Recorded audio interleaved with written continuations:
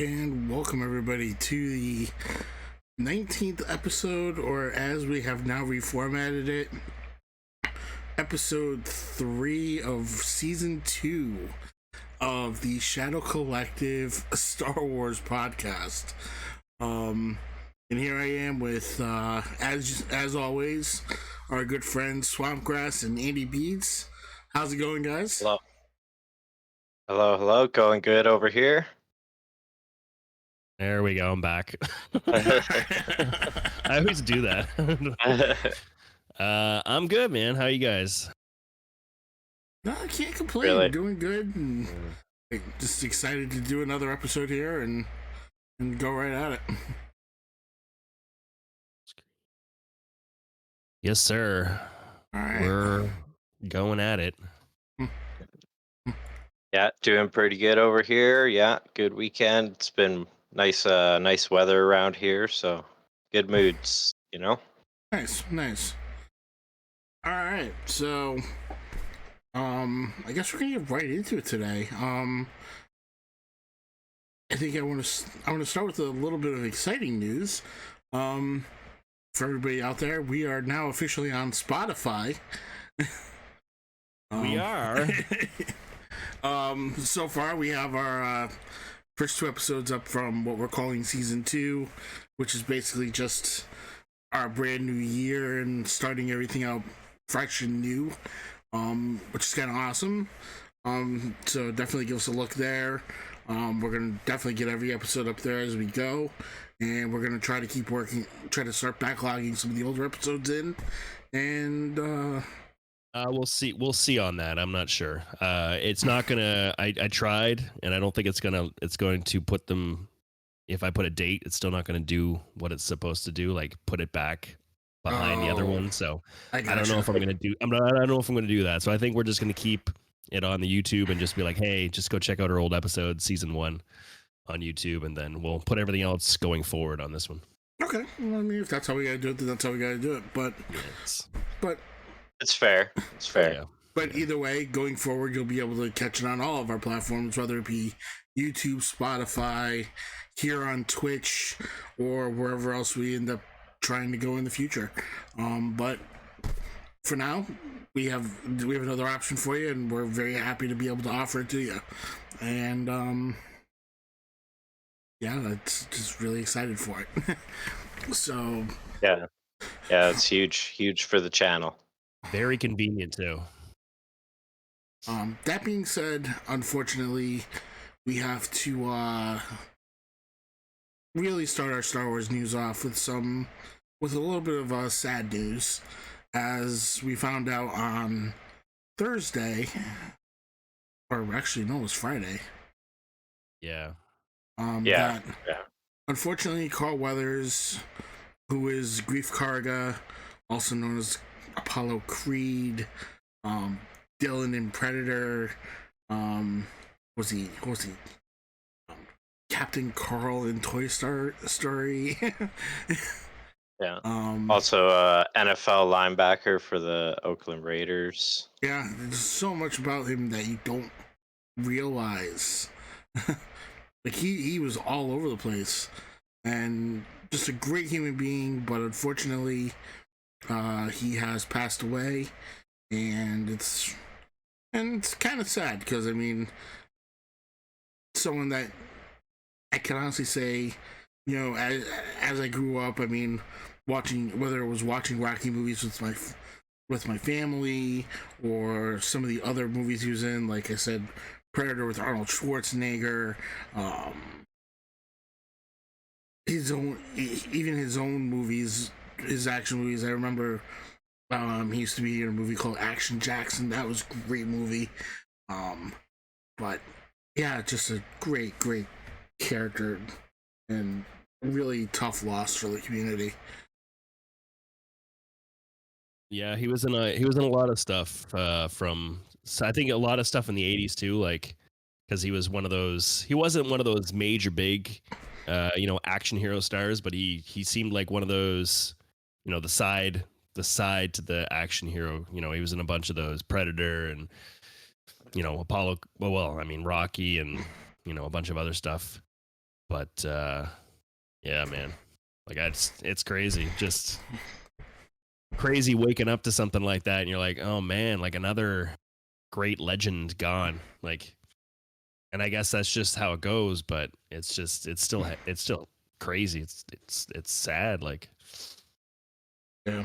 Yeah, the one really positive thing is like 76-year-old years old, fairly long life, and the article says that he died peacefully in his sleep. I feel like, that's as good as any of us could ever ask for, and it seems like kind of a good way to go. Just not wake up the next day, and it's yeah, you know, definitely worse ways to go. Definitely worse ways to go. But well, of yeah, course. Yeah. hugely missed. He will be hugely missed for sure, majorly. And like I said, very unfortunate. But I mean, even everybody in the community has been reaching out and and speaking their kind words about him, and it's been kind of nice to see. I mean, it's almost like, I mean, not that you're really gonna have those bad people come out and say I couldn't stand him or anything like that Right? Yeah. Yeah. No. Yeah. Yeah. at a time like that, but it doesn't seem like there was anyone out there that had even the remotest bad thing to say about him. He was always such a kind-hearted soul. I remember I followed him on Twitter, and I mean, one of the things that he would always put in every post he ever made was a hashtag that said "Be Peace," and it's like you could see that was kind of an important part of his life, because anytime you talk to him, he was, like I said, a very very peaceful soul. So, Yeah. but The just the amount of people like you. I mean, he was very popular, and he seemed to help out so many actors Yeah. in their career. He Mhm. seemed to like anybody who's like a lot of people that spoke up about him just said that if he wasn't a part of the journey that they took, it could have gone differently, right? Like he was very very much a huge influence on so many people, and it's nice that that stuff like that, people can do that, and and it just it helped them further their career with. And people like things like stuff needs that, like just like any, let's say, any hockey team needs a veteran to help the young kids do better at their job, right? Like, and it's just one of those. Yeah, it's just great. I don't even know, like, it's crazy. Like, yeah, it feels like we're losing more. We're just losing more of these great actors. And I yeah, know it's part of life, but it's just it's hard. Yeah, I think the sheer amount of people reaching out to say that worked with him to say kind words just speaks volumes to his character, like off screen, and yeah, just how solid of a dude, like awesome to work with, and yeah, it's good to hear that kind of stuff, because yeah, sometimes you don't hear all this kind of stuff when a celebrity dies. Like it just kind of you just move on, but yeah, it's or good to or hear all. or you just don't hear it when they're alive either. You know what I mean? You Mhm. don't they like these people know that that he was a huge influence on their lives, but what if he was still living? Like, we wouldn't have known. We know if we follow his social media, we know if all the if we watch him in interviews or whatever it is, but a lot more stuff comes out, when people pass away like that, like. And yeah, I don't know, it's I don't even know the guy, and it's just it's tough. Like, it's part of the community that we love, and it raises questions. Like, it was the same with Ray. Raises questions. What's gonna happen now? Like, you know what I yeah. mean? Mhm. I mean, and I can't help but not avoid asking the question now. What do we do in this situation? Right, Because right. I mean, in the case of like Ray Stevenson, We lost his character. We lost him, and we lost a great character that he was portraying. And we're still at a point now where we don't know what we do. It might be a little easier with Carl Weathers because he didn't have as what's the word I'm looking for? I mean, it's not to say his role wasn't Like as important. Prominent role. Yeah, like he wasn't there every minute like Balin Skull was, but Right. he's still a character that was there. We knew his role, and we knew at what point where he would be. And going into, say, The Mandalorian season 4 or this Mandalorian movie that was coming up that obviously hasn't started shooting yet, there's no way. The story's written. They got the script written, right? So Right. now it's like now is this going to be pushed now? Like, Yeah, Yeah. to me, the biggest question there is like, is the footage that they have filmed for season 4, is that going to become the movie now? Like, get chopped up into a movie format, and then season 4 could be something totally different. I don't think they Possibly started filming yet, have they?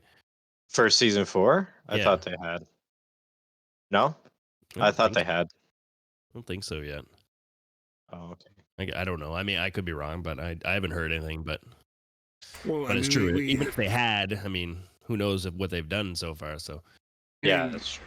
But the point is, I think even in the situation where we're talking about the actual season, I think the movie is even a little more important because this movie was going to come out in a time period that would, I think, would have technically been before season 4, and we're trying to play this all together.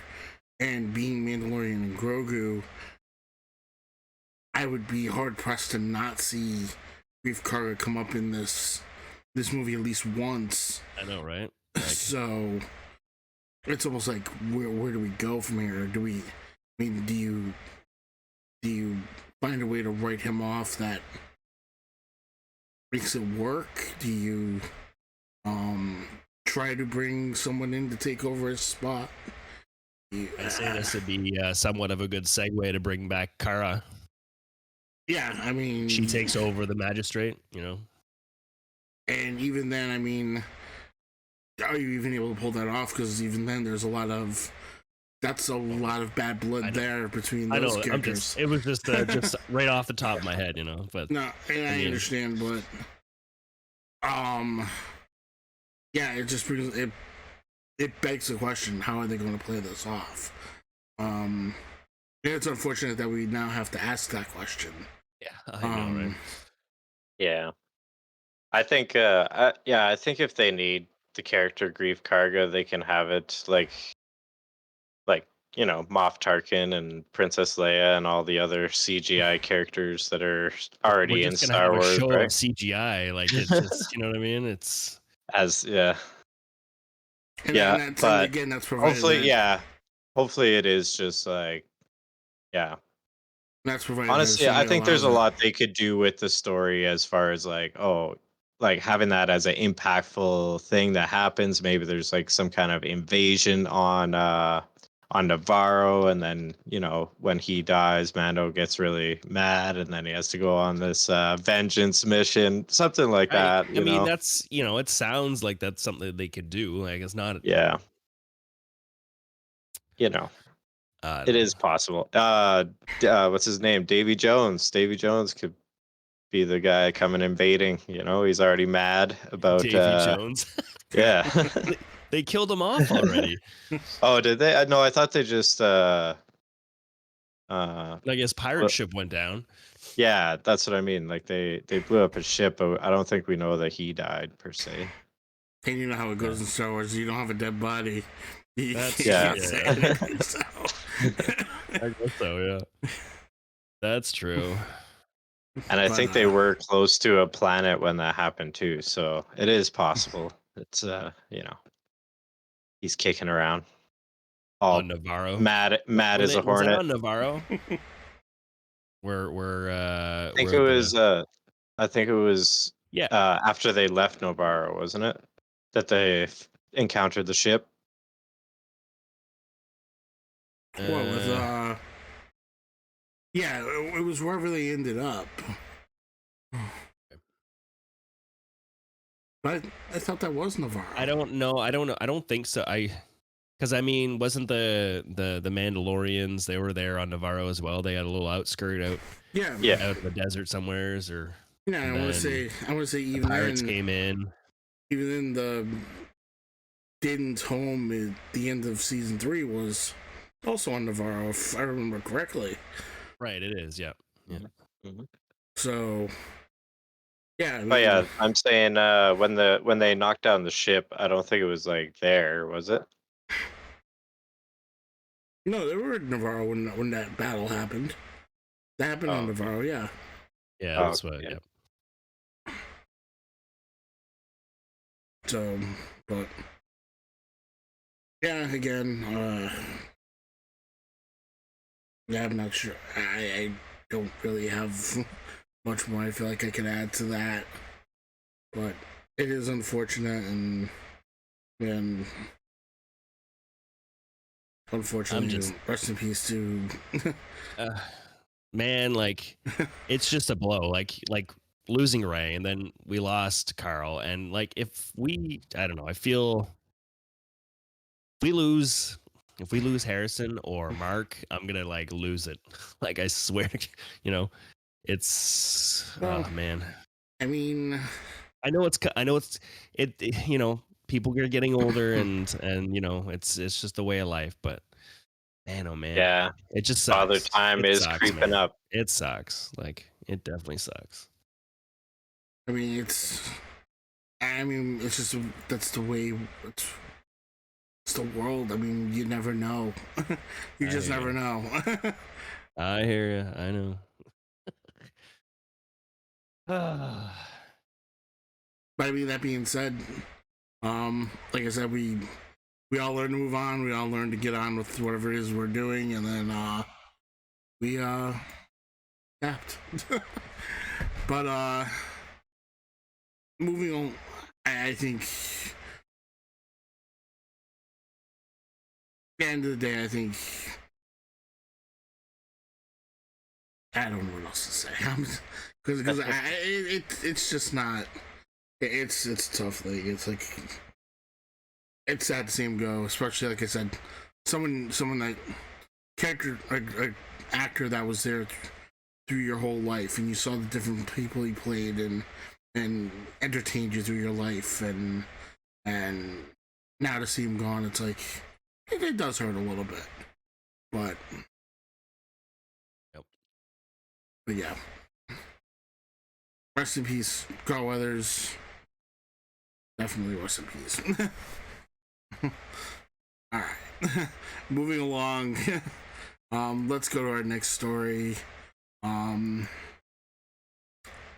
Another big story. Do we want to go into that right away, or do we want to go into? We can do the little ones. I think we should do the small ones first. Yeah, and then yeah. Let's we get the can little ones finish- out of the way first. We can finish with Bad Batch.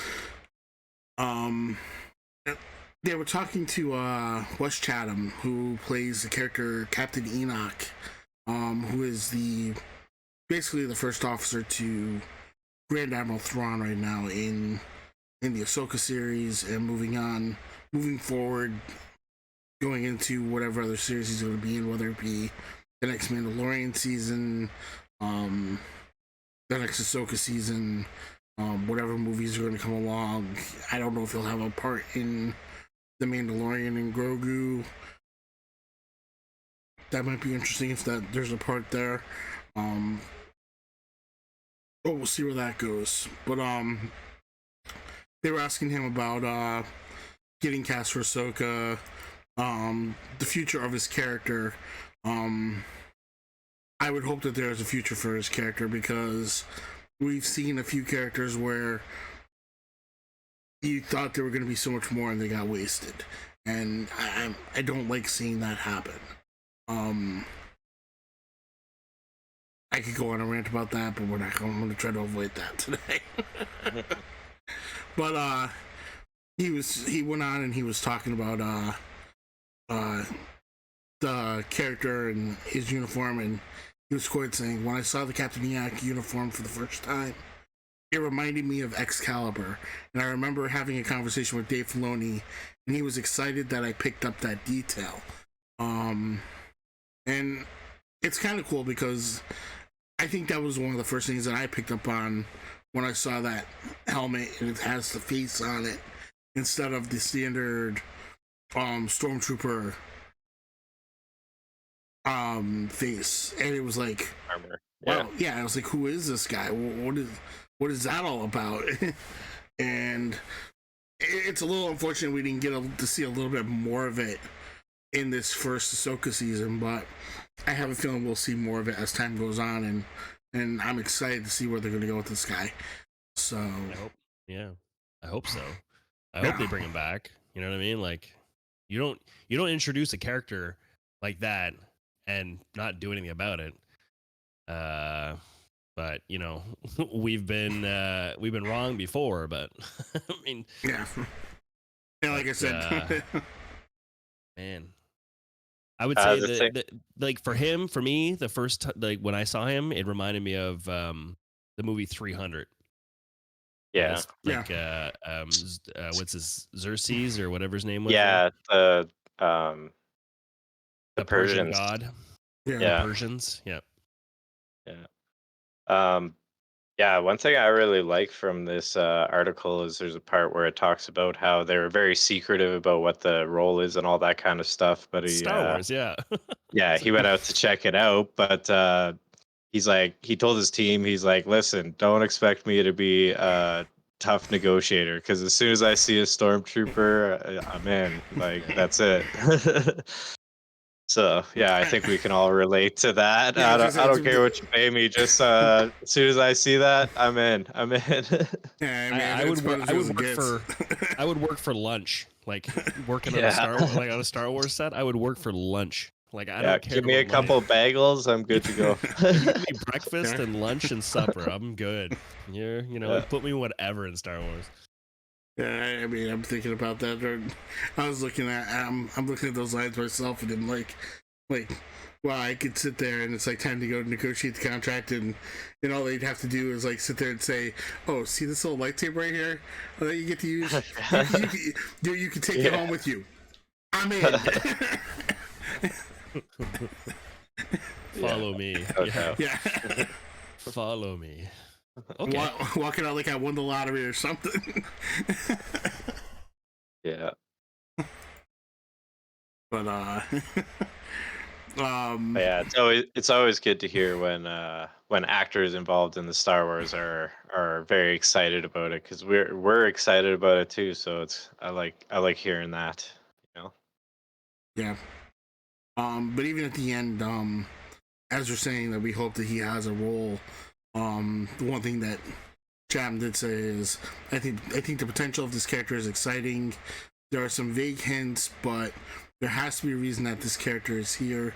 Thrawn only introduced one person, so right, yeah, it's true. I mean, to be the only one that he actually made a point to sit there and say him by name, you gotta get the feeling that there's a role there for him. Yeah. Given, like we said, there are places where it didn't work out. I don't see Filoni as the kind of person to make waste of something like that, though. So, yeah, I think like if I'm predicting, I think him and Enoch and Thrawn are going to be like kind of big roles in that Mandalorian movie, just because Thrawn is kind of first being introduced on the the live action stage, right? And what better way to sort of kind of reach out to more of a wider audience with that character that everybody loves than the big screen, the silver screen, right? So right. And he's just one of those villains that's larger than life anyways, so it works. I could see it. There's also potential, the backstory potential here. Like there's 10 years, it seems like there's 10 years that Ezra and they were all missing and gone or whatever it was. Yes. And like there's a whole gap of potential story there. Like there's 10 years is a lot to tell. Like was did Ezra know this this Enoch character before he became this thing. Like, I don't know. Like, there's a whole bunch of stuff. Like, yeah, what happened along the way that made this Enoch character step up, so to speak? Because honestly, like, Enoch wasn't in the last episode of Rebels when they went missing. Like, he wasn't even in Rebels, so he's, you know, in that 10-year gap. He either was on the ship, stepped up, or maybe he's something else. Maybe he could be somebody from that planet, from the planet, some other being, or he could be a Force user for all we know. I don't know. I don't know, man. I guess if he was, he probably would have been, doing the whole lightsaber thing, but maybe not. Maybe not. Not necessarily. I mean, maybe that's something where if that it's something they want you to know, maybe it's meant to be held back at this point. I think we know at this point. Like, I think we know the difference between him and the night troopers that they had. Like, he doesn't seem to be one that's been revived. You know what I mean? Yeah. I think he's an actual human or alien or whatever. Being. It could be anything, right? A being, right? Yeah, I guess. Yeah, I guess we do in some way know that he's not animated or not reanimated because they use those like visual effects, but that could also be something that they're hiding. Like, he takes it off and he's a skeleton or something. But but also Merrick, he also spoke as well, and he was also a night spirit, right? He was a revived Inquisitor, right? So yeah. I mean, it's possible. I don't know. Maybe they've just put more spirit in this night spirit or whatever. Yeah, this one didn't have a leak where the green smoke was leaking out. My mask cracked. Oh no! He had a tighter gasket. A newer gasket. Yeah.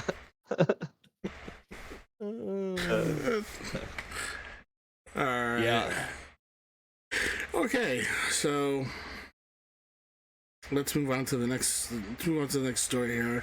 Came across this one kind of at the end here, but I found it a little interesting because they were saying that basically one of the scripts, early scripts from A New Hope was actually owned by Harrison Ford, is going to be sold in an upcoming auction.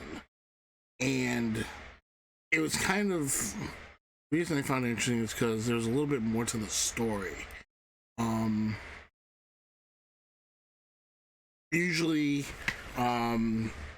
these scripts will come up and you'll find them at auctions. People spend hundreds of thousands of dollars for them, so on and so forth. But they were saying that this one is actually,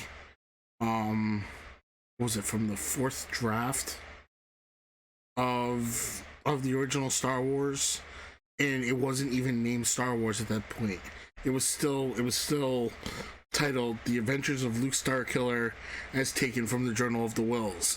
Yeah. So that in itself makes it more interesting.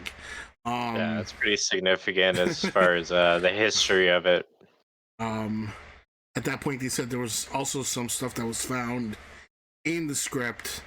Also, there was some papers, a type letter from Harrison Ford's agent, a call sheet, a handwritten note.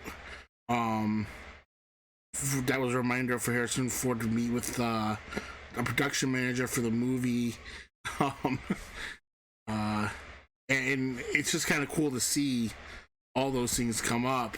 But it was something that he had left at a place where he was staying at that time, and apparently where he was in London, and the family that had the script didn't even realize who he was at the time.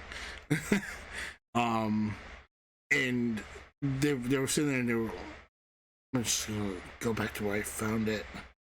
What's more, the story behind how these items came to be put up for auction is about as interesting as the papers themselves. Ford left them behind in a London residence that he rented for the summer of '76 while he was filming scenes for Star Wars at nearby Elstree Studios. According to the family who owned the building, the actor rented the top 2 floors of the large house for the summer. At first, they didn't entirely know the man who was living with them, but all that changed when their cleaner recognized Ford and fainted.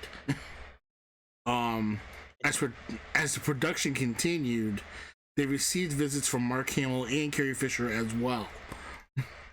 By all accounts, the family enjoyed having Ford reside with them, and as the BBC reports, the landlords got on well with their tenant. They recalled how he drank with them in the garden and attended their son's first birthday party. They also Imagine said, being that kid yeah, this many years later and your parents tell you that story. yeah. Oh, Harrison Ford was actually at your first birthday party. What? Yeah. Oh, I imagine they have pictures of it all over their house. Dang, man. I swear, if those 3 came to my door, I'd be in a coma. I'd be in a coma. Harrison Ford alone, I'd be in a coma. Yeah, you see me knocks on the door. I'm gonna have a couple friends over. Upstairs. You look over and yeah, there's Mark Hamill and Carrie Fisher. It's like Mark, Carrie, and we call them by the first names. Mark, Carrie, and Han. I'm Han. Yeah, Harrison. Indiana. Indy. Indy was the dog. Yeah. Junior. But it also says here, Mr. Ford also gave his landlords money to buy a lot of plants from the garden center, and he was the ideal tenant. It really was a fun time having him there. So it's just kind of cool to see that. Yeah, just all these little details that came along with just a script. Yeah, lots of story behind that for sure. Yeah, and it's just really cool. But yeah, could you imagine that? Yeah, when you were 1 year old, we actually were able to get Han Solo for your birthday. I mean, just imagine being those like the other tenants in that place and just not really know what's going, who the tenant is, and you're just like, it's just some other guy, just whatever, just drinking and la la la, and then you find out like a couple years later or whatever, that was Harrison Ford. He was in those movies. Yeah, or you just see like these like man. limousines pull up and the 3 of them like get out surrounded by security and everything. That would be awesome. Yeah. Yeah. Yeah. To be a fly on those walls. Yeah, exactly. Man. All right, so that's kind of all we really had for news this week. Not a lot going on, obviously. Unfortunately, like I said, cold weather stuff, which kind of came out of nowhere. But one of the most important things that we had come out of the last couple weeks was we finally got a trailer for season 3 of The Bad Batch. Series finale. Right. Yeah, That's right. And to me, it was kind of unexpected. I didn't think we were gonna get the Bad Batch this early in the year. I figured Bad Batch we would get it this year, but it'd probably be towards the end of the year. Really? Did we really that late? Yeah, I think I said I thought it would be like coming up soon, but I could be wrong. Yeah. I didn't think we say that late, but maybe yeah. I'm trying to remember what we said we were. Didn't we say that we thought Acolyte might be the one that came up first? I think No. for a while we thought Skeleton Crew might be, but then when it got pushed back, I thought Bad Batch was kind of sort of most likely to be next. Like I felt like the animated ones would come out a little earlier, I thought, than the other ones. Maybe I missed something there, but even then, we've got a release date of February. What was it? February 21st. 21st, yeah. Did we really expect it to be that fast? No, I don't. But I didn't expect 3 episodes. Like they usually do 2. We're gonna do 3, like a 3-story arc here. Yeah, what are we looking at? A 15-episode season? It's 15, yeah. Which there's two other dates on there that have 2 episodes. So we Choose, get yeah. 3 Yeah, a 3 episode on 21st, and then March 13th we get 2 more episodes together, and then April 3rd as well. And that surprises total me. of 15 episodes too. That's Yeah, 15, yeah. And that's bigger. I have to say, it think. surprises me a little bit as well, because I would have figured, if anything, we might have gotten more than 1 episode for the finale, unless that's going to go long. Maybe that's an hour. Yeah, wouldn't that be I great? feel like that one probably will be a long one. Hopefully. Yeah, hopefully. An hour-long animated series episode. That's crazy. Well, like that the Clone Wars that one that season 7 with the Maul and everything. I think the final episode of that one, they made that one pretty long too. Yeah. Can't remember how long, but I don't remember. longer than average. I think it was like maybe 45 minutes or something like that. Yeah. It's kind of But funny. that was epic. That thing was epic. I love it. Well, this is hopefully this is going to be epic too. Absolutely. Absolutely. And it's funny too, because it's like I was already excited for a full week that week anyway, because they had just announced that another thing that I watch is I'm a big fan of Avatar: The Last Airbender. Right. And that was something that was supposed to be scheduled to come out on the 22nd. And it's like, I'm sitting here thinking, oh yeah, I'm going to sit down, I'm going to get to watch this whole thing. And then all of a sudden, Bad Batch on the 21st is like, you damn it, I'm going to have no time to watch anything. You got to take the day off work to watch it all. Yeah, exactly. Call in sick, yeah. But, I mean, like I said, I mean, the problems you want to have in your life, so. Yeah. But, first world problems for sure. First world. But yeah, I'm looking forward to it. The trailer was just downright really good. There was a lot there. There's a lot I probably still don't feel like I've seen yet. Just things that are little Easter eggs that I feel like I missed along the way. But I will say the couple things that I did seem to catch on the rewatches are interesting. I don't know what you guys caught along the way, but I do know in the beginning when they're in that vehicle and they're on that little tight stretch of road. If I did see that correctly, Crosshair is in that vehicle with them. In that, yes. So when it's Hunter, like in the middle, in the very middle, you can see Crosshair in the back, in his full, because you can tell because he's the only one who's got that the skull on his armor. Right. And I was like, is that a skull? I think that's Crosshair. Yeah. So whether he's, I feel like he's going to be part of this. Obviously, he's got to come back, and I think it's going to be like a full circle of him coming back and be like, hey, I made a mistake, like, you know what I mean? And then helping his brothers out for one last hurrah, Yeah, Yeah, because we had sort of pieces leading up to him kind of losing his his love of the empire that he had at one point, and yeah, chipping away at that. So, and also I think there's another part in the trailer where it shows him as well, right? Yeah, it does. Yeah. There's a scene also where like you can see it might be on the same planet too. And I think this is a whole part of them rescuing Crosshair and Omega out off Mount Tantus or whatever. Oh, Right. okay. And there's another scene where you can kind of see his barrel, like his barrel coming on off the screen. I'm pretty sure that's Crosshair. Like he's the only one with that kind of barrel, like the rifle.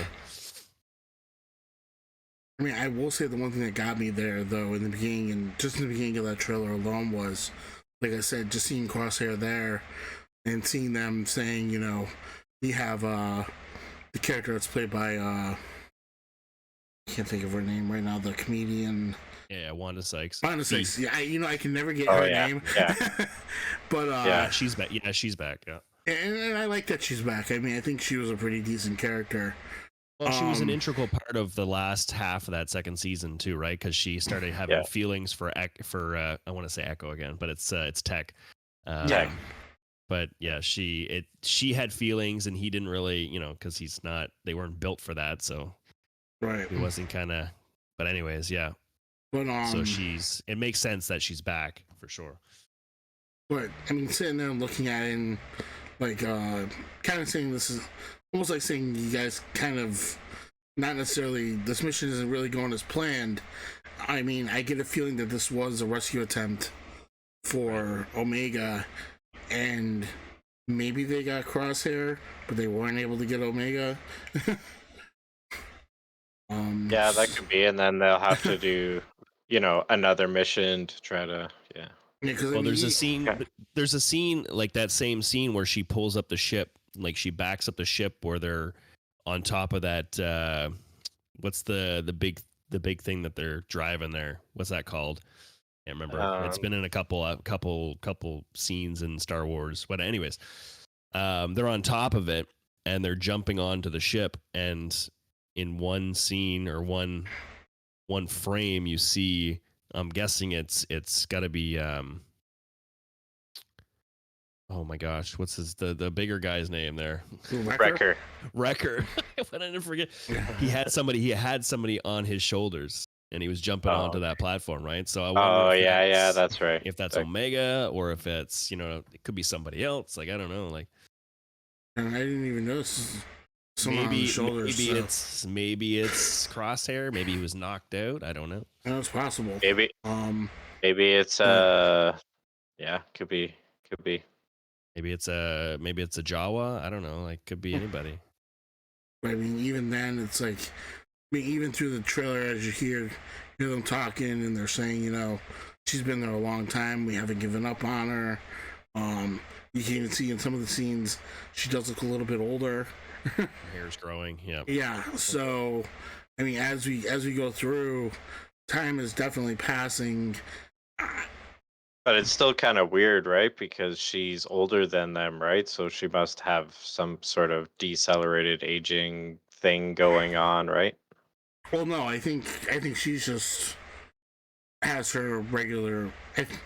If anything, she's probably like Boba Fett was, where just you age at a regular rate, whereas the clones themselves were all accelerated up to a point.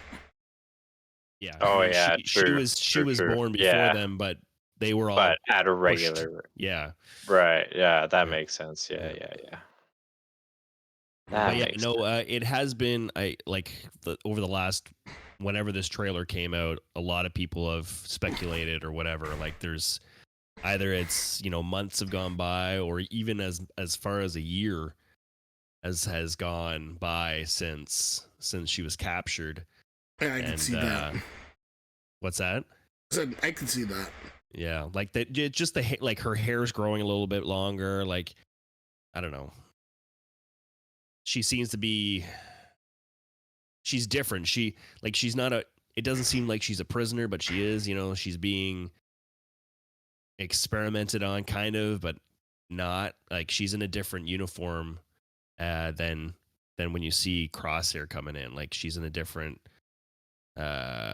thing. So she's being kept, but she's the key, right? So she's they're treating her well. They're treating a little better than Crosshair, that's for sure. Yeah. Yeah. My most exciting thing, guys, Asajj Ventress, right? Or potentially Asajj Ventress is in the trailer, right? I'm kind of I'm gonna say I'm kind of playing the wait and see game with Asajj Ventress. Yeah, but remember, like, you were talking about your concerns about shoot, I can't remember the name of the book. You go ahead, say your thing. Well, it's all gonna come down to how they play it. I mean, obviously there are ways they could play this character There's a couple that ones. Yep. that I would sit there and say, all right, yeah, sure, go with it. I mean, it could be a flashback, which if that's the case, sure, let's see what was happening back then. I have no problem with it. Yep. If you She does appear to have hair though, which I thought was kind of weird. in Dark Disciple she in had Dark hair. Disciple, she does. Yeah. Yeah. Oh, okay. Yeah. So yeah, once she went off on her so-called bounty hunter path, she started to grow hair. So Fair. she does have the yellow lightsaber again, also from that period in Dark Disciple. So that kind of plays into it. But I mean, yeah, Quinlan had a yellow lightsaber too, didn't he? No, Quinlan had a green lightsaber at that point. Oh, did he? I thought he had yellow. No, when after hers were taken from her from Barasafi, she switched over and she ended up crafting a yellow lightsaber. It's Just one though. She doesn't do a double. No, she doesn't have a double anymore. It just shows the one, and also in the trailer, she still has the curved hilt. Oh, okay. As well, like her same curved Yeah. hilt. It's likely she would craft one that way, though, if she was to craft a separate one. Which again, that's her fight style and her preference, and yeah. I mean, that's the way she was trained by Dooku, so I would understand that.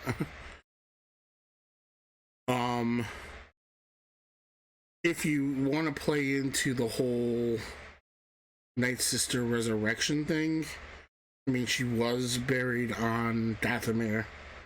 Oh, really? Yeah. There's potential there for that. It was like a pool of something. I feel like I should put the spoiler thing up for this. If you have not read Dark Disciple, I have not. And you do not know what is going on. You may not want to be here for this part. But I mean, I think it's out there. Like since the trailer with Asajj, I think there's been so many people just talking about it like crazy. So I mean, it's out there. I think because there's a lot of people that wouldn't have known, right? So, right. But that being said, you could play into the Night Sister resurrection theories, which if you want to bring in an early Morgan Elsbeth, you could possibly do that here. Yeah, but I don't think Morgan Elsbeth had the Night Sister magic until the ritual that we seen on that other planet, whatever, in this this past Ahsoka season. Because she had Night Sister ancestors, but I don't think she was a Night Sister herself until Ahsoka, like in that right before she dies, when they give her the Night Sister magic. But we don't know what she could have learned along the way. That's yeah, the thing. It's true. But I'm just saying it's more likely it would be a different Night Sister, maybe. Well, I mean, performing this type of magic. The only other Night Sister that we know of in that period would be Marin. Yeah. And she was on Dathomir. Yeah. And I mean, if that was the case, then I mean, Cal Kestis could have encountered Asajj Ventress.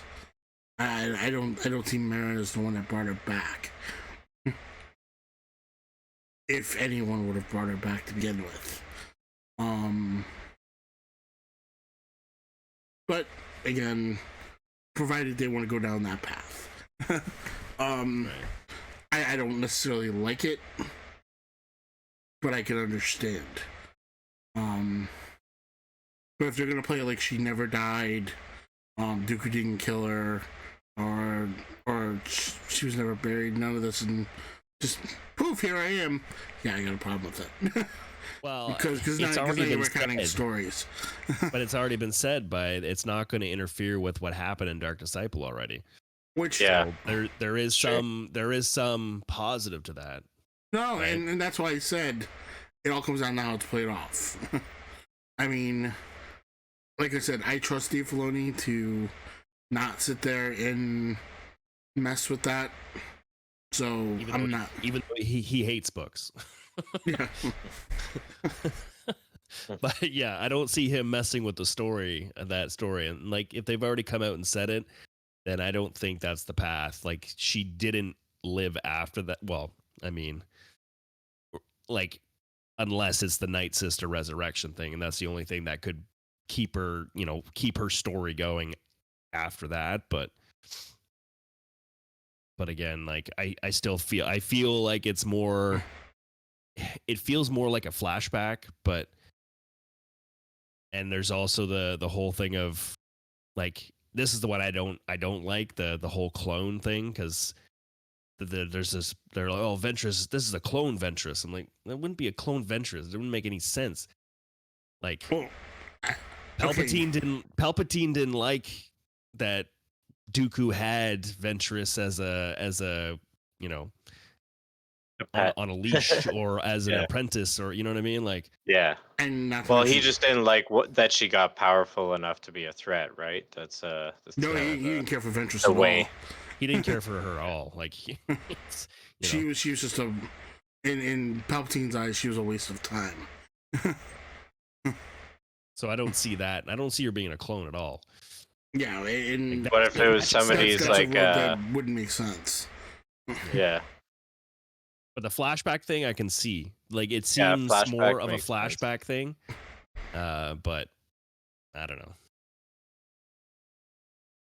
It's a big shock for people for sure, but it's super cool because Ventress was an awesome character. So it's I just can't wait on both to see, sides like, of it, right? Like, see her like doing stuff, like even just that voice is pretty as soon as you hear the iconic, voice, right? you're like, oh, are you kidding me? Like, Yeah. that's what I was. I was like, no way. Yeah. And then you're like, Yeah. oh wait, wait a second.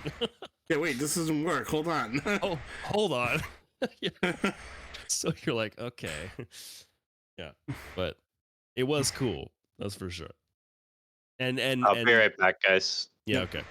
And where it, it's being, this, again, there are other bounty hunters being brought back into this fold, right?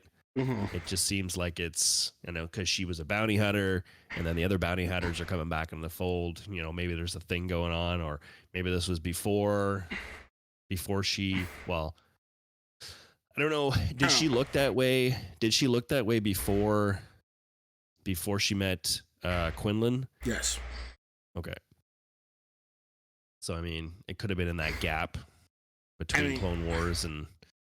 But that's the thing. It's like, the more that I think about what I'm looking at there, I mean, even if you look at Fennec Shand didn't look like she had the outfit, the suit that she wears. Right. I don't know if that means anything. Had she not earned her suit yet? Was she more human than machine at that point? I don't know. Because I don't know enough. I don't think we know enough about the Fennec Shand character to really go that deep. I mean, we know what she is. We know what she is to Boba Fett. But have we really gone into where she comes from? I don't think we will in this. I don't think it's going to turn into that. I just think because they brought in Fennec in season 1, I believe, right? So right. when she was going after Omega, so I don't think it's going to be a flashback with her per se. Like, I don't think, and the same with Cad Bane. I don't see that being a flashback. I feel like it's going to be some sort of, I don't know. I think for me, it's more the part that tends to wonder, is she part of the flashback? Because whatever is going on that involves those bounty hunters, that involves bringing back Ventress during that period, was it something where bounty hunters were like grouping together to try to help each other make this happen, or were the bounty hunters fighting each other to go after whatever it was they were going after at that period? And whether it be in young Omega, or something, because we don't know where that story's going. Let's face facts, we don't. Well, no, yeah. I don't know. It seemed like they made it seem like in the trailer they were like especially Cad Bane and Fennec. It looked like they were meeting. You know what I mean? He comes in the door. She's already sitting at the bar. I know they like to do that with trailers just to put scenes together to try to make people think and think their own thing. But I don't know. I just don't. I feel like Fennec now, because she kind of bonded a little bit with Omega a little bit while she was together with, I don't know, while she was trying to get away. I don't know, a little kind of bond. I feel like Fennec's going to be kind of reversing it and kind of helping them possibly, or helping Omega, and maybe, I know Cad Bane's Cad Bane. Like he's I don't think he's going to help. He's not going to help anybody like but himself and whoever has the highest, you know what I mean? So he could probably still be going after, maybe she gets away, Fennec helps them, and then Cad Bane is given the bounty again to go after Omega. Like it could be anything, and then Ventress gets involved, or maybe it's it's cool to see them all there, but yeah, it's a lot.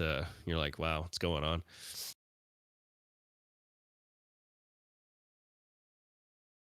Welcome back. Oh, thank you.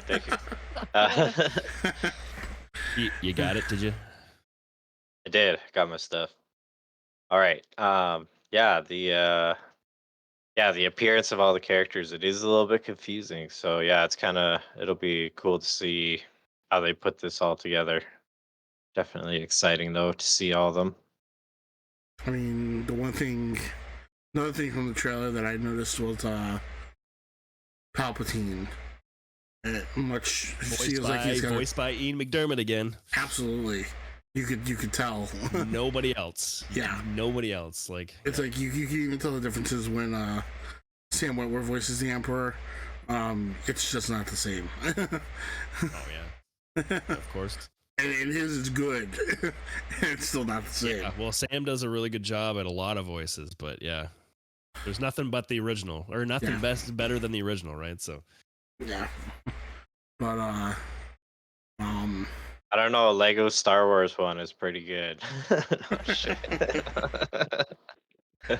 And there it is. But yeah, I mean, you have him talking about how this is one of the most important things to whatever's going on there is one of the most important things to securing the Empire, or at least securing Palpatine. He's talking about himself, Yeah. Not the Empire. He's talking about himself. But basically telling I can't think of the Hemlock, pretty much whatever you need you'll get to take care of this. So whatever's going on, he's got the Emperor on his side. Trying to think back to other things from the he's also got a clone commando dispatch with him, like bodyguards with him at all times there too. Yeah, I like, which is really cool. Like I like that they're bringing in those commandos. Yeah, man. But there's also, obviously we see Rex. Yeah. Pretty sure we saw Cody. No, I don't think so. I don't think Cody was in that, but I would love to see Cody. I'm gonna have to look back, because I'll have to look back to see if I saw him or not. Because I mean, he could have been in the mix. Like, yeah, there's a scene there where there's a bunch of clones running around, and I don't know if it could be stormtroopers too, because at this point there was very minimal clone troopers like being used. Yeah, because they already had that. Because they already had that thing where they rounded up a bunch of them because they don't trust them and stuff. So yeah. Right. So I don't know, because there was one clone talking, saying that they're coming for him, but I don't think that was Cody. Like it says, because I had the uh, the text on too, and it was saying the name. It was like CX1 was talking, so it could be Okay. another assassin, one of those assassin clones or whatever they were in the second season there when Rex caught one of those assassin clones. Yeah.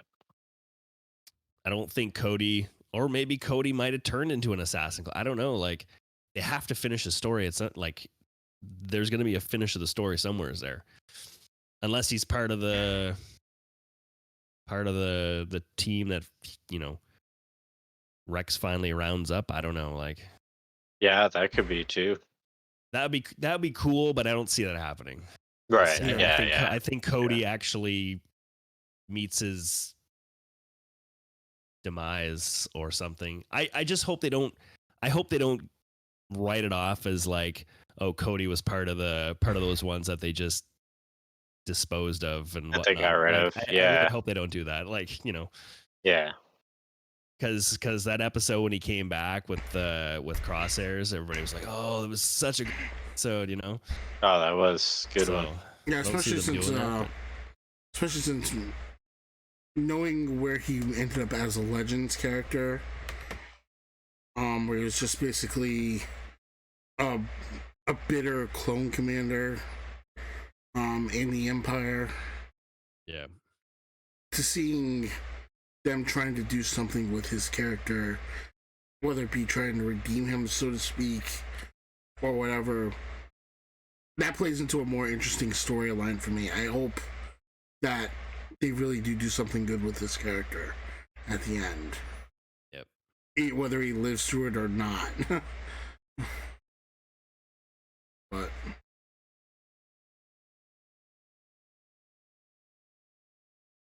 Yeah, I hope we see Gonki again. Gonki? Gonji? No, Gonki. They're Gonki? Gonki, right? Oh. Yeah. Best character. Don't even remember? Jeez. Man, there's a lot of stuff going on. I don't remember all. That's why No, honestly, I don't know. Again. I don't know if they do still have him at the end there because their ship gets something happens with their ship, doesn't it? Can't remember. The Marauder? The Marauder, yeah. Like I know it gets stolen and then they get it back, but then I think something happens to it, right? I'm trying to remember. Yeah, I feel like I need to rewatch this thing again.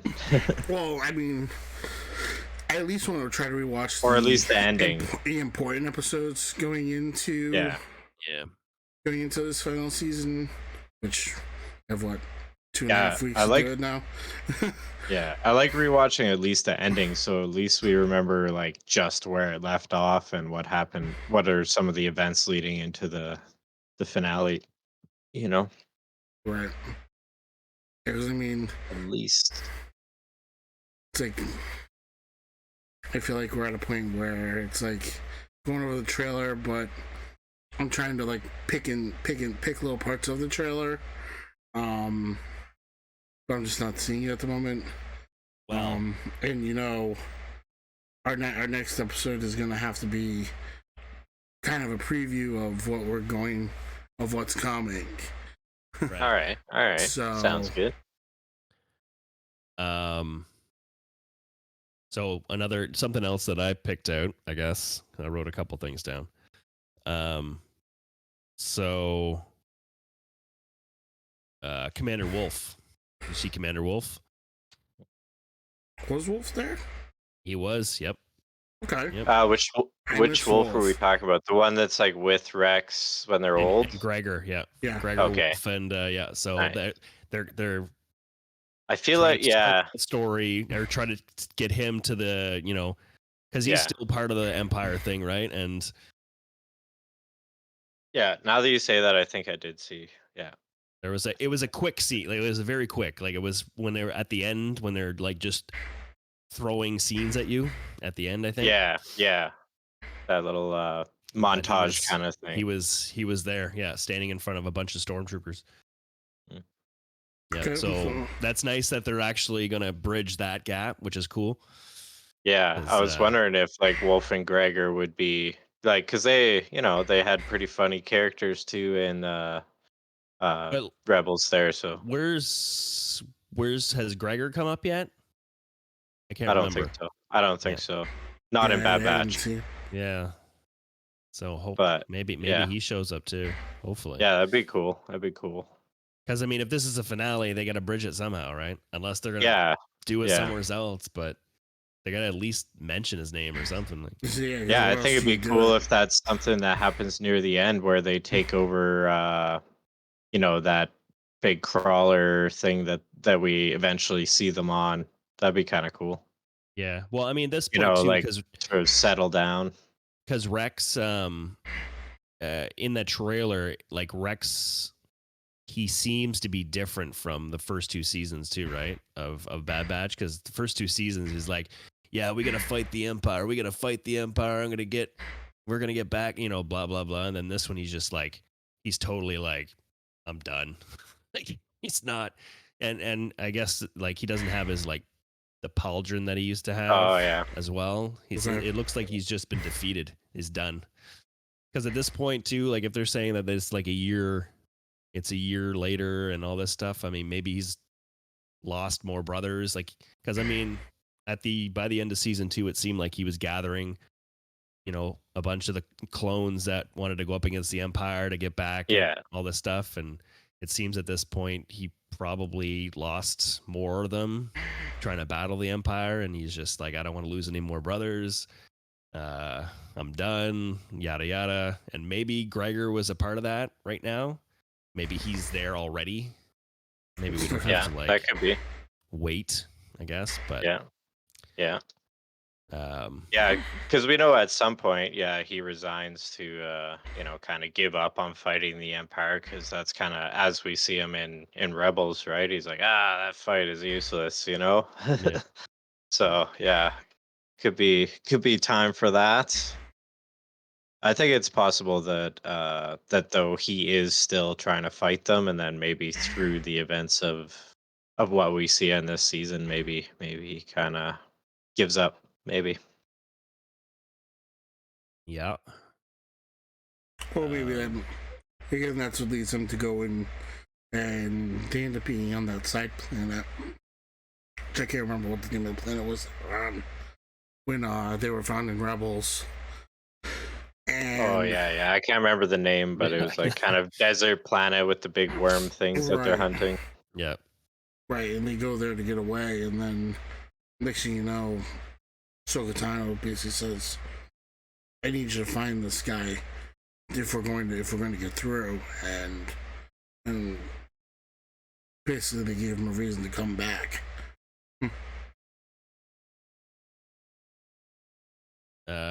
Yeah. So what else? We got so the CX1. So there's a scene where that CX1 character is talking, but then it shows another one like a mysterious clone that's in black armor. And I thought it was the Oh, CX1 yeah. that was talking, right? But like there's a little bit of speculation that people are saying that this could be Tech as well. That the Empire found his body and kind of like saved him, but kind of like brainwashed him to be an assassin. Like, I don't know. I think it might be a little far fetched, but yeah, that's kind of floating around. Do you guys think that Tech? Do you guys think should he come back? How would you guys feel if he came back, or if he stayed, gone? Like, would I you don't know. want him I to come kind of back? the way they had him just kind of like fall and cut to the next scene kind of to me made it feel like he could potentially come back, like even the way they left it. So I wouldn't be too And surprised. no body was found Yeah, Yeah, in Star Wars, right? So you don't yeah, know. yeah, for sure. And also we seen how they they did all that stuff with Echo back a long time ago. So same kind of thing. They like doing that kind of stuff, taking over the clones, changing them, and manipulating them and making them into their weapons. Well, wasn't it the Separatists that did that to Echo though? Oh yeah, that was Separatist. That's right. Yeah. But still, yeah. But yeah, I mean, deep down, I think I could see it being tech. I would hope it's not. But I mean, I personally, I think let him rest, so to speak. Only in the sense that I think at the end, in my opinion, if at the end of this episode, at the end of this season, I don't think any of them should be alive. Or if any are alive, basically it's Hunter and Omega, and they're kind of in. they're like hiding in the Outer Rim or something. But right? they're a place where they'll probably never be found. But they're definitely hiding away. And I could see something like that. I agree with that. I don't. Yeah, because we never hear mention of them in any future kind of stuff. So I would agree with that. That if it just is like, oh, happy ending, it doesn't really make sense. Yeah, and I wouldn't necessarily call that a happy ending for them. It would suck. It's gonna suck to see the rest of them die. But I think Crosshair's return. I think Crosshair's gonna die. Crosshair probably will. I think the redemption thing, like he comes back and he's like he helps his brothers out, and possibly he dies. I could see that. I don't see them killing them all off. You know what I mean? Like, especially. Well, but that's why I said I think at the end, I could see it being like Hunter getting away with Omega. They get somewhere where they can be safe at the end. I think they go back to that planet where they were living for like 2 or 3 days. The planet where they, why would they bring up that planet of peaceful place to live out the rest of your days, and they they sort of hinted that while they were sitting there, and why I feel like they'd probably, whoever's left at the end would just go back there and live out the rest of their days. Like they get rid of all their gear, they get rid of all their stuff, and they just live out their days like. Yeah, but that planet was more of a device to like show that they're not safe wherever they go. You know what I mean? Because didn't the Empire like attack there and stuff? No. Did they? I don't think like they did. Come after them. I thought they did. No, I thought there was some kind of natural thing that happened there. Oh yeah, just like a natural disaster or something. Yeah, they left for something else, I believe. I can't remember. Oh, okay. I was thinking it was Empire came after them or something. Yeah, I don't think that there was anything. Yeah, because wasn't that when what's her face ratted them out or told the Empire where they were or something like that? Boss Nass, is that her name? No, what's her name? I don't even think Snass? No, what's her name? Because I don't think she even knew about that side planet. Oh yeah, true. Yeah, Sid. she just was mad at Sid. Sid. Yeah. Right. Yeah. Yeah, she didn't know about I gotta rewatch that thing. I gotta rewatch so much. There's so many like things that just kind of blur out over time.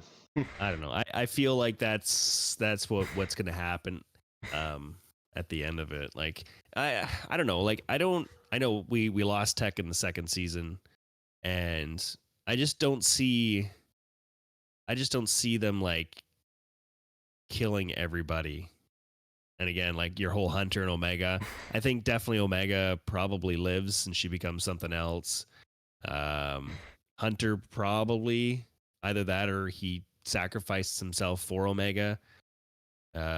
Just being kind of like that father figure. I don't know. Like, but see, that's the thing. I could see other people being that sacrifice.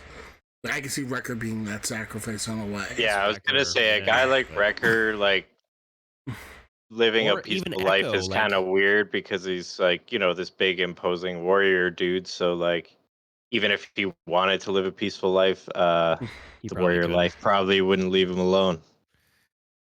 But I mean, same with Echo though too. Echo's like half robot, so I mean, But at the same time, Right. Echo was pushing to go wherever Rex was. He was pushing to Yeah, go back that's to the Regs, because at the end of the day, even though he's part of Clone Force 99, he was never truly part of Clone Force 99. he's an OG. He's an Yeah. OG. He's from the 501st. He's Yeah. Well, But also he was- because he feels very strongly about the fight compared to settling down and so peaceful life or whatever, right? So Oh, yeah. maybe he Yeah. doesn't. Maybe he doesn't die here, but maybe he says, I'm going to be in the middle of the fight with Rex, but then again, I don't think that makes sense either, because like we said, I think they're setting it up so at the end of this, Rex is breaking off and going into hiding himself, because now he's too exposed. Yeah. So Like whatever remnants he had, it's dwindled down to like almost nothing. yeah. So, end of the day, the only way I see it working is if it's maybe Hunter and Omega that get through this. Because, like I said, I see there's no way Crosshair comes out of this alive. No, I don't think so. And and we can say what we want about Tech coming back. I don't want Tech back. I think you need to put a finality to it. I mean, even if he does come back, and even if he is made kind of like, because I mean, if it's a year gone by, I mean, anything could be possible with them, the Empire kind of turning him against his brothers or whatever it is. But I mean, I could still see him, if he did that, I would still think he would die. Like, I don't know. Or maybe not. I don't know if kill him twice. That'd be kind of stupid too. He died. Oh, then he brought back. Oh, he died again. Yeah, I don't know. I don't know. You killed Tech again. You killed Tech again. Yeah, and then the Star Wars universe just blows up. Why would you bring him back and then kill him again? Yeah, that wouldn't make sense. Yeah, I don't know. I don't know, man. That's yeah. But I mean, I can see like them bringing Crosshair back kind of fills that hole where Tech was, like, because we've been so used to having Crosshair against them the whole time. He hasn't really been a part of them for forever. So Right. he kind of fills that spot where Tech was. And then he finally meets his demise by sacrificing himself for his brothers, I would say. Yeah, That's what's going to happen. I can see it playing out that way. Yeah. What if they play it out the opposite? That Omega sacrifices herself for the boys just to throw us all off. I mean, I don't know. I can't rule it out, but I would think if anybody here would survive, it'd be her. Because there's so many things. Could be. Well, Because there's some potential things. Well, you the could thing set is, up with if her. she survives, then it's with the Empire because they want her so badly, right? Like, I don't think they would just give up for the sake of it's too difficult or whatever. well, Yeah, that's where I think that's where you play the bounty Wanda hunters Sykes come in too, character. though. In between the bounty hunters, the potential Wanda Sykes character. Who knows? Maybe at the end, just because we didn't see Boba Fett, doesn't mean that Boba Fett's not there. And Right. True, that's and true. suddenly, Boba And we know Fett that realizes, he is But- floating around that realm. But that's it too. Like, why you tease Cad Bane, you tease Fennec. Boba could be there, but it's smart possibly to keep him out of the trailer because people would be like, "What the? Like, Boba's here too." And then suddenly Imagine. you realize he's technically the Alpha to Omega, Right. Like, it's just so to speak. Yeah. And and he helps his sister get away. Okay, There's different ways you can play this out that work. okay, here's a pitch or a prediction. Okay, everything from the trailer, that's episode 1, and then he meets up with she meets up with Boba Fett. Everybody else is all dead. They have like a big romance together. What do you think? Okay. Yes, for sure. No, but but whereas we're getting, so they've done this before where we've gotten 2 episodes together and they release a trailer and then it's like that trailer was just for those episodes. So we're getting 3 Sure. episodes now. I mean, there's a lot going on in the trailer. And it's not to say that it's not, but I mean, it's potential like a lot of that could be in one in single the first 3 episodes that we're gonna get on that first day, right? And that's Yeah. what I would expect. That's a lot. It's a lot in that trailer, but that's 3 episodes that's an hour and a half of Bad Batch. So yeah, that could be a lot in that one trailer in those 3 episodes. And look how much speculating we've done off of that alone. I know, right? Mhm. And we're only talking potentially 3 episodes. Potentially, you never know. Like, I don't think they've done that with the animated stuff, but or maybe they have. I can't remember if they have or not. What? Like just using the Clump them in trailer. 3s? Well, not the 3, but the- using the trailer as a couple episodes. I know they've done it in the live action stuff. They've done it with the Mandalorian stuff. Yeah, I honestly can't But- remember the last Bad Batch trailer we had before it came out. If it was, sort of all encompassing, or if it was just a bunch of the starting stuff. Can't remember. And I can't What remember what was the other? I mean, like Visions, what's it called? The trailers for those were kind of vague.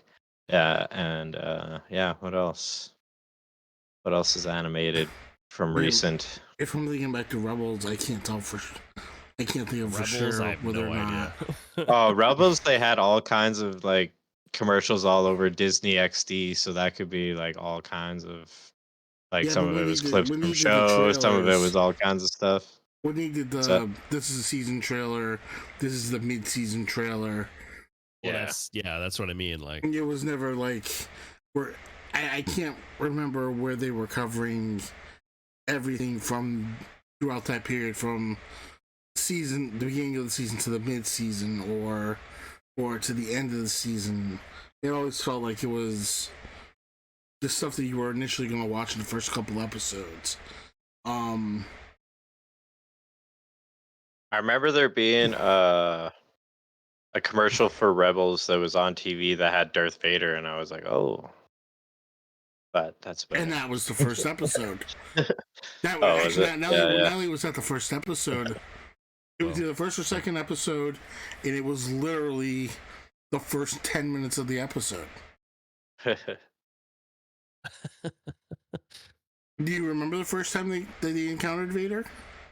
No, I was telling you guys I rewatched all that before before Ahsoka came out, but it's already fizzling from my brain. gosh. I gotcha.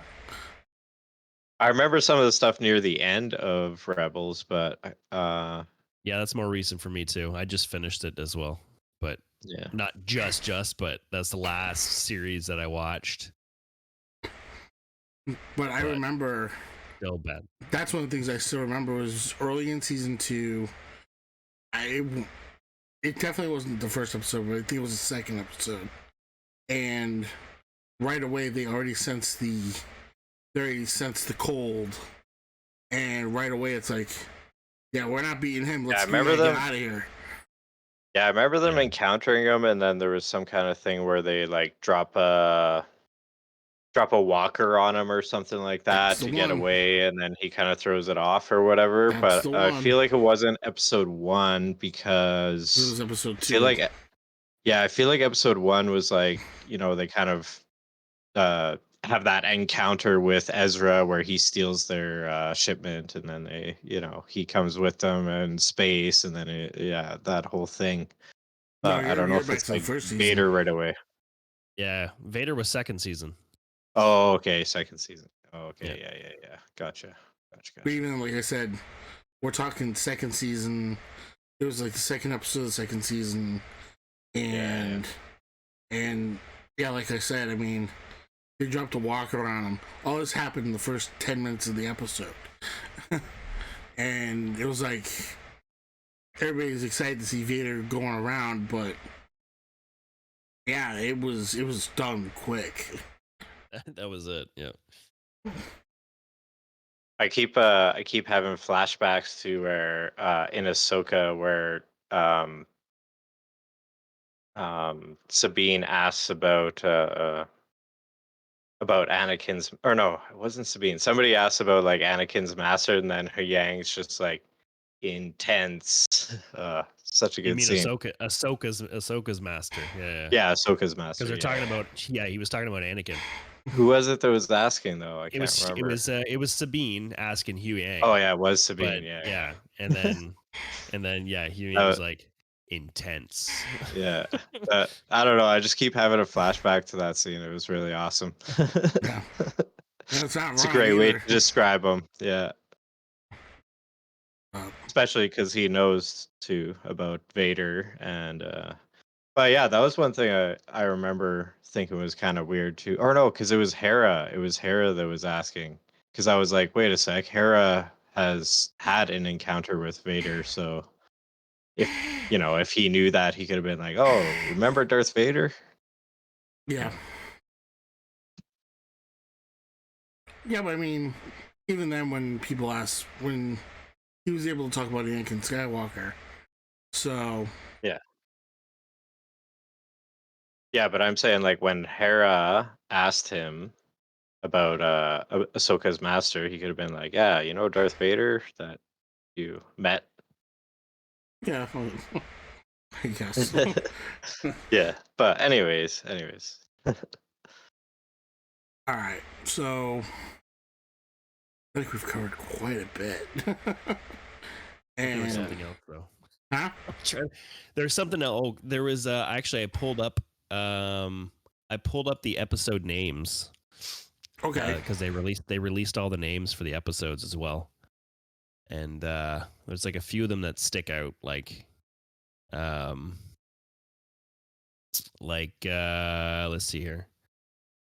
Oh yeah, I did hear people talking about Delta Squad being in the trailer. Is that something Well, that's like noticeable or whatever, that's or is that the just commandos, yeah. speculation? Well, Oh, okay. they're speculating that the 3 that are walking with Hemlock are Delta Squad. Are the Delta Squad? Yeah, Gotcha. that's the speculation. But because yeah, Delta Squad is like specific from Legends or something, isn't it? from Republic Commandos. Yeah. Oh yeah. That's right. The game. Yeah. The game. Yeah, which would be a nice like connection. That'd be pretty cool. But I don't know. I think it could be, but I don't, because I think one of the commandos, I think its name, like their name is Scorch. I think one of them. 'Cause I think we saw them from the second season. There was like one of them from the second season. I thought. Oh, okay. I think. This is something I like. I'm pretty sure I read, but I don't know. I can't remember. But there's definitely 3 in the trailer with Hemlock, and there's definitely seems like they're his bodyguards. Okay. And whether or not that's kind of, maybe that's the special guards at Mount Tantus too. Like he could have him as well for in Mount Tantus, just protecting the whole place. Yeah. Makes sense. And I wouldn't be But surprised there's a couple episodes, like there's one episode called The Harbinger, which could be like an episode about Ventress, possibly. Yeah, it could be. I mean, but there's like, like Shadows of Tantus. Like, what does that tell you? What is that? Like, it seems like we're going to see like flashbacks of stuff that's been going on at Tantus, or I don't know. That or we'll find out about that could be the one where Palpatine is, maybe appearing on Mount Tantus and talking about stuff, like the corruption that is taking place there or whatever. Yeah, I mean the first Something like episode that. is confined, so obviously this is going to Okay. be that kind of like falls into place with the trailer almost. It seems like a bunch of that trailer is like them escaping Tantus, or the story is going to be. I feel in that first 3 episodes, it's going to all that escaping is going to happen, the breakout or whatever it is, and stuff. Yeah, I agree with that. I mean, like I said, that very beginning scene in the trailer, I think that's from the first 3 episodes. I think that's them on their rescue attempt. Rescue attempt, yeah. Yeah. Let's see. Episode 4, a different approach. Episode 5, the return. I mean, that could also be. Crosshair Well, related. that could be a few things, Ventress Yeah. is back, or Yeah. Crosshair is back, or Tech is back, or Or you know what I Cat mean, like Bane's back. I Cat don't Bane, Cat Bane's back, know. Um, Yeah. but then the next 2 is infiltration and extraction. Like those are it's a 2 episode thing on one day, right? So maybe Right. that's the The Tantus stuff. yeah, Mount the Tantus. rescue mission. Like Yeah. Could be. it's kind of Or maybe it's after a different rescue. Like get they fail in the first rescue and then that could be a second rescue attempt or whatever. Right. that's possible because they do say in the trailer that their number one mission is wasn't it to get Omega or whatever it was, right? So they could have failed already and then tried again. I don't know. Well, it's like I said, I think if that showed us anything, I think that first attempt, they fail at getting Omega, but they are able to get Crosshair. Maybe Crosshair. yeah, that Yeah. might be it too. Yeah. Yeah, because it does seem like Crosshair is suiting up to help with the rescue. So Well, yeah. there's somebody had said as well. They speculate that because Omega is more important to the Empire than Crosshair, and she knows that, right? So maybe in this first escape, that he helps Crosshair get out, knowing that the Empire won't do anything to Omega because they need her, right? They're not gonna like kill her, they're not gonna whatever. They need her, right? So, and I think she knows that, and maybe that was the first and then Crosshair gets out, and then they make up a plan to come back and get Omega and whatnot. Sounds legit. And that's when you start hearing, she's been in there a long time, and your potential year passes while they come up with a plan to really go get her. That could be it too, yeah.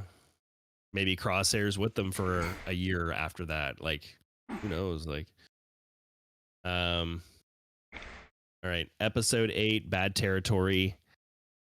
Episode 9, The Harbinger. Could be Ventress. Episode 10, Identity Crisis. I don't know. That could be something about the clones. Well, it could be something about the clones. Could be Crosshair related. Could be Commander Wolf. Could be Cody. Could be, you know what I mean? Like, yeah. See, Point of No Return, episode 11. Juggernaut, episode 12. Episode 13, Into the Breach. I hope Juggernaut has to do with Juggernaut. some kind of massive ship or something. I hope so. Maybe. I mean, there is a Juggernaut class ship in the trailer that looks like a Juggernaut class ship. I don't know. I don't think they put it on a ship, or make an episode all about a ship, but who knows? Maybe it could be a mission that takes place on a ship. Maybe they're trying to gather intel or something. Oh, maybe. Something. Episode 14, Flash Strike. And then the last episode is the cavalry has arrived, which is interesting too, because people have pointed out that was the first thing that uh, uh, Clone Force 99 said when they first came on to Clone Wars Oh in yeah, yeah. episode 7 when Wrecker came off. The cavalry has arrived. That was the first line that anyone said, right? So, Hmm. and it's funny because it's probably at this point, there's not a lot of clones left, Yeah, it's and likely Rex or something is the cavalry, maybe. and well, I'm thinking that they're surrounded by the Empire and the stormtroopers and la da da, or they're pinned down somewheres, and then this clone resistance gang comes out of nowhere, or Rex is leading this cavalry of clones to come in and save these guys. I don't know, like could be anything. Yeah, I can picture that. Yeah, it definitely could be an interesting way to go. Like it just just thinking about it, like last episode, like how do you think they're gonna end it? Like how do you think the last scene's gonna be? Like it just I don't know. Like it's not gonna be like, oh, it's Grogu and Mando sitting at their beachfront house or at their farmland, Well, and to live out the rest of their days or whatever it is. Like um, what if they're like half of them survive and they break up and they go their own separate ways, or like I don't know. Like I can see the whole Hunter and Omega thing maybe, but I think that's why I don't think anyone else lives, because Wrecker is a man child. Where's Wrecker gonna go? Well, also I'm too, not like I wrong, said, though. like a big guy like that, no matter what you do in life, people are gonna want to fight you. So it's like, yeah, it's not. It doesn't make sense to me that Wrecker would just go live a peaceful life. It's he, like, he looks scary, but he's a big teddy bear. Yeah, but but that doesn't matter. People will always come after him, regardless, because of I his mean, size. not for nothing. If any character, if there was any character of them all outside of Crosshair, because I think they've done too much of the story arc that he has to die. Mm. Any other of those characters, Wrecker would have been my first pick to be the one to go. And not because, Yeah, I think so too. and not because he's a man child, but well, actually, yeah, maybe really just because he is. I mean, Tech could technically survive on his own. Echo could survive on his own. Wrecker's the one I don't see surviving on his own. I think Wrecker would have to be in that situation with being there with Omega and Hunter in order to survive. Even in the situation of it being, if it was Hunter that sacrificed himself, I don't see a situation where it's Omega and Wrecker together having the so-called happy ending, because I wouldn't consider it a happy ending either.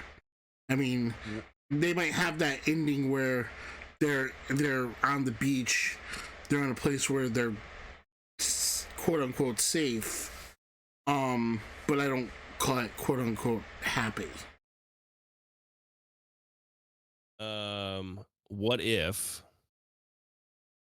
What if none of them survive, I and can see that happening too. or Omega be the only one, but she goes off with Fee, and she, like, you know what I mean, like her But and I could see that too. I think either way, that planet that Fee is from is the one where they will end up. yeah, that's what I'm thinking too. And Somebody's gonna end up there. It's either going to be just Omega with Fee, I think ideally it's going to be Omega and Hunter with Fee. Because at the end of the day, that sacrifice that you think Hunter's going to make, I think it's going to be Wrecker that makes that sacrifice instead. I just thought of a situation too. You know that planet we were talking about that was peaceful, where they were accepted there and stuff. What if? Okay, so the Empire finds out about that place, goes after it, and in order to keep those people safe, they all sacrifice themselves. That could happen too. Yeah, could be a thing. But that's why I keep throwing those words "quote unquote" safe. Because Right. I could see it Empire going down can that see way. all. Because technically, this could be in my eyes, this is easily a Rogue One situation, so Yeah. to speak. Yeah. That'd be cool if somehow the story does connect to canon, like if there's some kind of mission that they talked about as like a past thing that is that somehow this ends up being what they were referring to. That'd be kind of neat.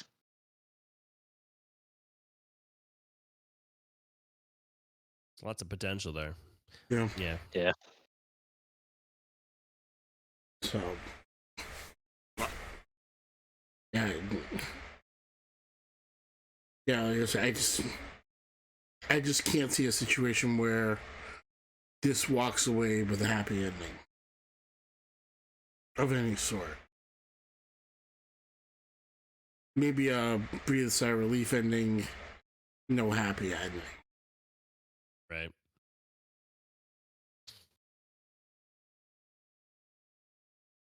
Yeah. But Lots of stuff. Exciting. Can't wait. yeah, Like how As many long days? as long as Gonki survives, we're all good. Most important Yeah, character for your sure. favorite character, well, there it Gonki. Yeah. is. I can't remember if the Marauder's gone or not. Like that's another. I've been. If it got Yeah, destroyed because or I know that one pirate guy kind of well, the the young ship got guy stolen. captured it, right? Yeah. The ship got stolen when they were on that planet, Yeah. but I thought they got it back. But Yeah, they got it back, but and then that young guy joined them, right, for their mission for that episode, but I can't remember what happened beyond that. I can't remember either. Because I think that was when they like that was those minor people that they exposed the truth that they were all being taken advantage of or whatever. Yep. And then they kind of gave them their freedom. So yeah, I think they got their ship back in the end of that. But yeah, can't remember if there was something else after that. well, what's the ship that Fee's? That's not the Marauder then, right? That No, she's it's coming not. to pick them up on. No, it's not. So it's a different ship. So Yeah, and I think she had a ship, didn't she, when they went when treasure they, hunting? yeah, I think so. Yeah. I think so. I don't know, man. But I guess as long as Gonki's alive, I think Yes, I think as long as Gonki survives, then Swamp will be Go a for it. happy man. That's right. Well, is there anything else we wanted to cover? Yeah, I'm just trying to see if I can figure out real quick what happened with the ship. Oh, Oh, okay. Um, yeah, I'll briefly just mention that thing that I seen that Ahsoka is being made into a comics this or a comic book adaptation this July, so that's pretty cool. Looks pretty nice. The art that they have along with the article looks pretty nice. it kind of seems like it's the theme now. They're doing the comic strips of comic series of the live action shows they're putting out Mm. because they Mhm. started the Obi-Wan Oh, they did. Nice. series, right? Nice. And I thought there was another one too. Well, I mean, I know I'm pretty sure they did the Mandalorian one too, actually. as well. Yeah, I know when we Seems were like doing that a year end review. breakdown when I had Yeah. all the comics and stuff. I do remember there being some Mandalorian stuff in there of sorts. Yeah. But, Yeah, that's yeah, pretty interesting. cool. Pretty cool. I mean, it's cool to see, and especially like if they do, like I know they've done extended content with the movies with books and stuff. So like with the movies that's come out, they you get a lot more in books anyways, right? They could do a little bit more story, a little bit more detail and stuff.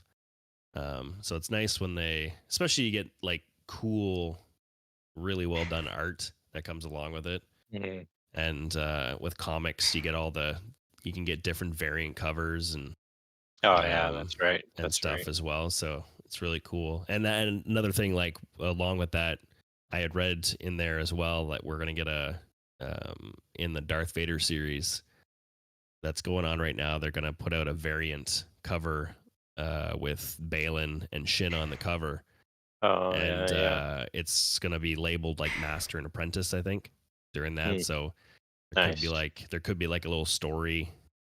Like I see them adding a little bit to that story if they're gonna put them on the cover, but Yeah, it'd be maybe a pretty cool. little bit of backstory, how they got together. Well, we Who kind of knows? need Who knows? a little bit of back. We don't have a lot of backstory with that, right? So just Right, right. whatever they were talking about in the series, but it'd be nice to get a Yeah. little bit more of a story Hmm. of how they Yeah, how she became his apprentice, or right. how they met, or whatever. Yeah, sure would. Yeah, that's cool stuff. I Did you find guess. anything yet? I think I officially give up because all they really show is what happened at the end of season one, which it's the purpose of what I'm trying to find. Oh, okay. Yeah. At that point, they still had the Marauder at the start of season 2. So Yeah, Yeah, that's yeah. why I'm like, why is nobody mentioning what happened? It's not really a secret at that point. right. But I'm trying. That was not it. Even the Wikipedia, it only goes through the end of season one. It talks It does? about them meet. Really? Yeah, it talks about them No, meeting because on. I remember pulling resources from Wikipedia when we were um watching season two there. I'm looking here. We named. I think it's separate though, like a separate page for each season. Yeah, I'm missing the thing because this is only showing what happened at the end of season one. I don't know. Yeah, I'm sorry guys. I'm kind of running a blank and We I can feel update bad that for it. stuff if we Well, ever that's find it. We can just put it in the comments somewhere. It's like, Well, that's all good And anyways, because next episode we're gonna be doing a breakdown of what we like a preview for what we think is going to happen. for what we think is gonna happen. So, we'll have time to, kind of go through a bit of season two and remember things. yeah, get back to So, where we should be and go yeah. from there. But yeah, I mean, if that's the case, then guys, anything else you need to add? Um, No, I think we just need to add some socials, add some all stuff, and I think I don't know, I think we're good. I think we're Well, done. well, in that case, Mr. Randy Beads, where can we find you, my friend? Find me? Oh, okay. I'm on Twitch. Thursday nights and Saturday mornings on my channel, Andy_Beads. And on our channel here Friday nights, playing Star Wars Jedi Fallen Order. And that starts 9 p.m. Eastern time. And yeah, that's where you can find me. Nice. How about you, Swamp Grouse? Where can we find you, bud? for me, you can find me on twitch.tv Swampgrass420 playing Star Wars Galaxy of Heroes Monday to Friday, 6 p.m. to 9 p.m. Eastern, approximately, and also playing Marvel Strike Force Monday, Tuesday, Wednesday after I do that. So it's like, I don't know, 5-hour streams Monday, Tuesday, Wednesday, 3 hours the other days. So yeah, nice amount of time for you guys to come out there and try and find me, and yeah, we can hang out, talk about Star Wars, talk about whatever you guys want. Check me out. Nice. Eldor. I am Darth Eldor. You can find me on Twitch at twitch.tv/Darth_Eldor. Same thing on twitter.com/Darth_Eldor. Doesn't get much easier than that. Yeah, I'm back to playing Galaxy of Heroes. We're doing what we do, having a good time. Trying to advance in Grand Arena and and just trying to have some fun along the way. With that being said, guys, we've gotten through episode 3, season 2. We'll be back for episode 4 in a couple weeks. Just in time to get ready to get started for the Bad Batch season 3. We'll probably be doing a preview of what's to come, and also we'll catch up on whatever news pops up in that time. But as Hopefully always, nothing negative. Yeah, definitely nothing negative. But hopefully. with that being said, before we go, you want to announce our socials and stuff and make sure that people go to them? Absolutely. You can catch us on YouTube. You can catch us on Twitter at TSC_SW podcast. We are now on Spotify. We can't forget that. This episode will be up tomorrow, probably. Yeah. On Spotify. All right. And just look us up. Shadow Collective, a Star Wars podcast. We will pop right up, and you can start catching up on some of the older episodes until this one gets up. And something on Spotify, make sure to give us a rating as well.